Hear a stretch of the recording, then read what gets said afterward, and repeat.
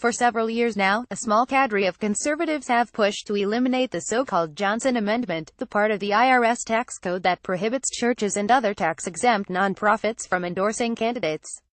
Supporters of its repeal often justify their position by claiming the issue is about religious liberty, arguing the law inhibits the freedom of faith leaders. President Donald Trump echoed the sentiment on Friday while speaking to the Values Voters Summit in Washington, D.C. He pointed to an executive order he signed earlier this year that chipped away at the Johnson Amendment under the banner of religious liberty. The executive order followed through on one of my most important campaign promises, to prevent the horrendous Johnson Amendment from interfering with your First Amendment rights, Trump said. We will not allow government workers to censor sermons or target our pastors or our ministers, our rabbis. These are the people we want to hear from, and they are not going to be silenced any longer. But minutes before Trump's speech, a Republican lawmaker at the same conference acknowledged an ulterior motive other than religious liberty for repealing the law: raw political gain. Ironically, the idea is deeply unpopular with people of faith. While speaking on a panel at the summit, Rep. Mike Johnson RLA was asked to discuss a small provision quietly added to the House budget proposal that would chip away at the Johnson Amendment, as well as a bill he co-sponsored that would repeal the law. Johnson responded by rattling off a traditional conservative understanding of the tax provision, insisting lawmakers should abolish it to unshackle the voice of churches. But as he finished, another panelist, fellow Congressman Rep. Mark Walker RNC, interjected with a telling quip. The voices on the left were never shackled, now it's time to unshackle the voices on the right, Walker said. The line won over the crowd, which responded with applause. But by conflating churches with the right, Walker effectively undermined the argument that efforts to remove the law are singularly concerned about issues of religious expression, or even free speech. Instead, the lawmaker suggested changing the law would benefit one group in particular: conservatives.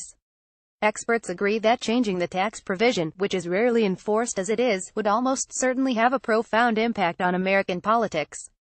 If churches are allowed to endorse candidates without repercussions, then some larger churches may end up operating as ready-made organizing forces for candidates. What's more, churchgoers might choose to make tax-deductible donations to a church that backs their favorite candidate rather than the campaign itself, which is taxed.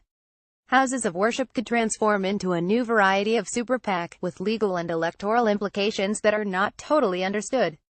Yet, such a shift may also subject religious communities to undue political pressure, which may explain why the idea is wildly unpopular among people of faith. According to a 2016 PRRI poll, majorities of every single major American faith group oppose allowing churches to openly back politicians while maintaining their tax-exempt status, including white evangelical Protestants, a group whose leaders are often the loudest advocates for the change.